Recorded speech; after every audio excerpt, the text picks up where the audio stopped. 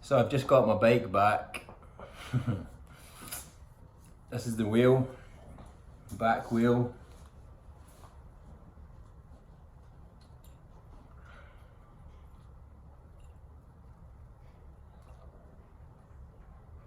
I literally just got it back like 10 minutes ago. Thanks again to Karen who drove it down here. My helmet.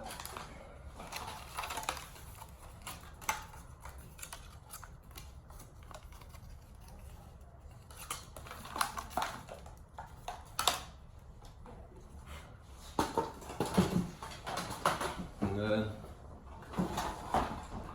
not sure how much of this you're going to be able to see, but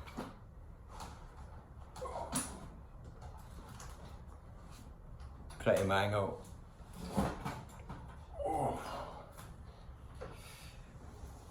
Oh, wow, wow, wow. It's just this is the bit I can't really get my head around. Like, that's fucking mango.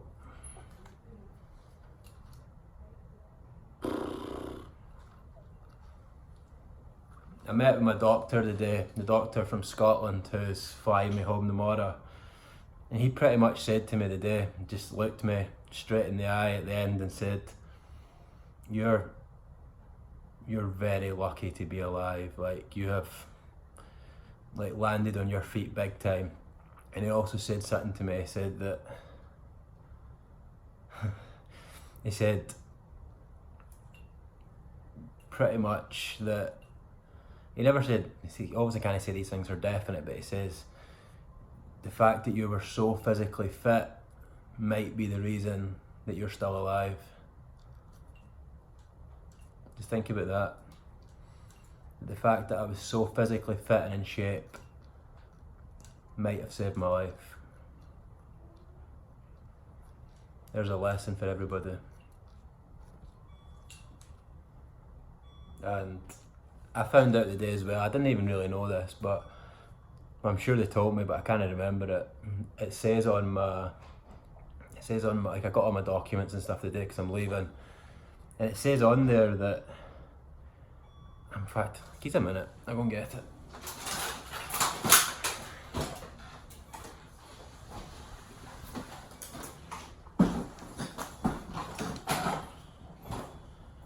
It says here that he is from Scotland and has been cycling in the US and was hit by a car on that date. He sustained a traumatic brain injury with a skull fracture. I didn't even know that. I didn't even know there was a traumatic brain injury and there'd been any damage to my brain. And basically the reason why I didn't know that is because there's essentially no damage being done to my brain, although I suffered that injury. What I mean by that is there's basically no effects of that. Like the doctor was saying today, there might be like some cognitive issues with my mind, issues with my brain, issues with memory. There's absolutely fucking nothing wrong with me mentally. Debatable. But you know what I mean? From this accident and this injury, I've had a traumatic brain injury and a skull fracture. I never realised that I fractured my skull. And I suppose when you look at that, it's like, look at the state of my fucking helmet. And look at that, can you see that? That's because it literally hit the ground that hard that it dug right into the ground and went that deep that it's got hundreds of fucking mud and debris right in the chainring. Think about that this bike got hit that hard that it was sticking actually in the ground. And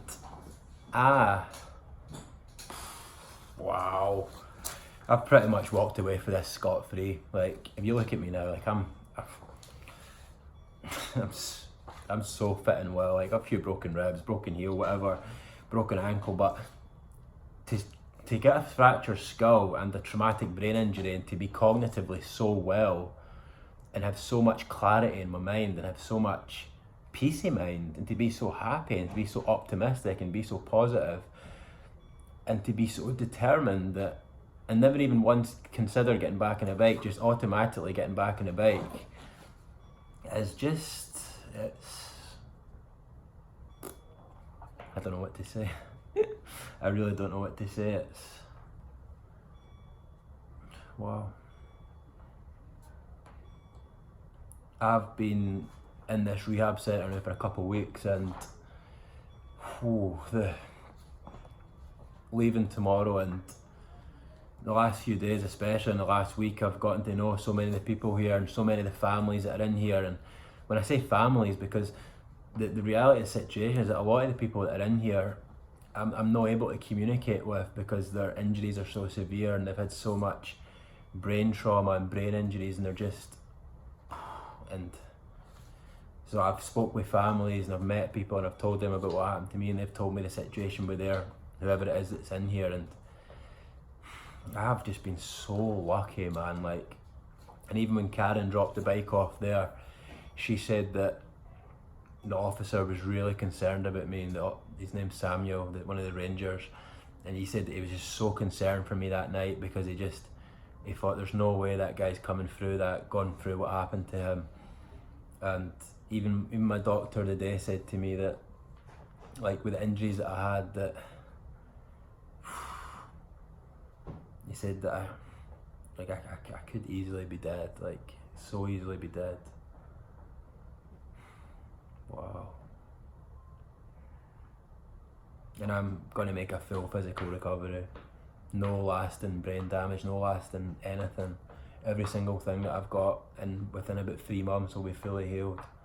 And it's already 60, 70, 80% of the way there.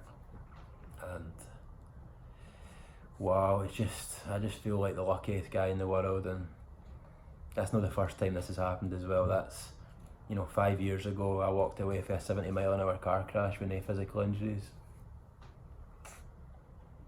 And now just being hit at 70 mile an hour, and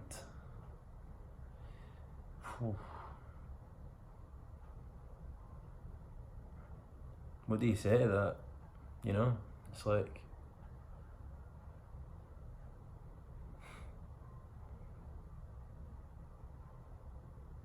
I don't really talk about it much on here because I didn't want to preach and I didn't want to share my own, it's a funny one.